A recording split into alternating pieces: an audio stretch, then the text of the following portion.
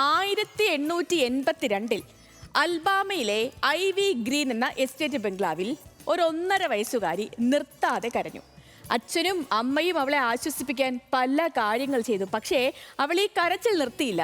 ഒടുവിൽ ആ 1.5 വയസ്സുകാരി തളർന്നുറങ്ങിപ്പോയി. രാത്രിയായപ്പോൾ കുഞ്ഞിന് പൊള്ളുന്ന പനി. അവളുടെ കണ്ണുകൾ പുറകിലേക്ക് മറഞ്ഞു. മാതാപിതാക്കൾ അവളെ ആശുപത്രിയിലെത്തിച്ചു. മസ്തിഷ്ക ജ്വരമാണെന്നും വൈദ്യശാസ്ത്രത്തിന് കൂടുതലൊന്നും ചെയ്യാനില്ലെന്നും ഡോക്ടർമാർ പറഞ്ഞു. ഞങ്ങളുടെ മകളെ ഏതു നിമിഷവും നഷ്ടപ്പെടുമെന്ന ഭയത്തോടെ ആ മാതാപിതാക്കൾ അവൾക്ക് കാവലിരുന്നു. ദിവസങ്ങൾ അങ്ങനെ കടന്നുപോയി. ഒടുവിൽ എല്ലാവരെയും അതിശയിപ്പിച്ച് രോഗത്തിൽ നിന്നും ആ കുഞ്ഞ് മോചിതയായി. പക്ഷേ ഈ ലോകത്തെ അവൾക്ക് കാണാൻ പറ്റാതെയായി. ഈ ലോകത്തെ അവൾക്ക് കേൾക്കാൻ പറ്റാതെയായി. മസ്തിഷ്ക ജ്വരം ആ കുഞ്ഞിൻ്റെ കാഴ്ചയും കേൾവിയും കട്ടെടുത്തു. പക്ഷേ ഒരു പരാജയമായി അവളെ വിട്ടുകൊടുക്കില്ല എന്ന് അമ്മ തീരുമാനിച്ചു. അന്ന് ആ അമ്മ എടുത്ത തീരുമാനമാണ് ഹെലൻ കെല്ലർ എന്ന പ്രതിഭയെ നമുക്ക് സമ്മാനിച്ചത്.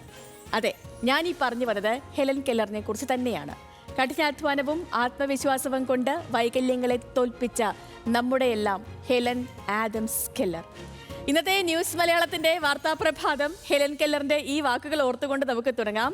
അഗാധമായി നമ്മൾ സ്നേഹിക്കുന്നത് എന്തും നമ്മുടെ ഒരു ഭാഗമായി മാറും, അല്ലേ?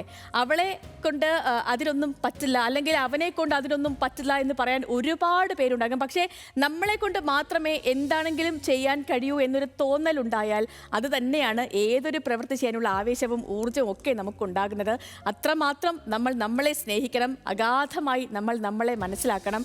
അങ്ങനെ നമ്മൾ പോലും അറിയാതെ മറ്റുള്ളവർ പറയും അവനെ കൊണ്ടേ അത് ചെയ്യാൻ പറ്റൂ, അതല്ലെങ്കിൽ അവളെ കൊണ്ട് മാത്രമേ ചെയ്യാൻ പറ്റുകയുള്ളൂ എന്ന്. അപ്പോൾ അങ്ങനെ എല്ലാവരും നമ്മളെക്കുറിച്ച് പറയട്ടെ. നമുക്ക് നമ്മളിൽ തന്നെ ഒരു ആത്മവിശ്വാസം ഉണ്ടാകട്ടെ. നമ്മൾ പറയില്ലേ സെൽഫ് കോൺഫിഡൻസ് എന്നൊക്കെ.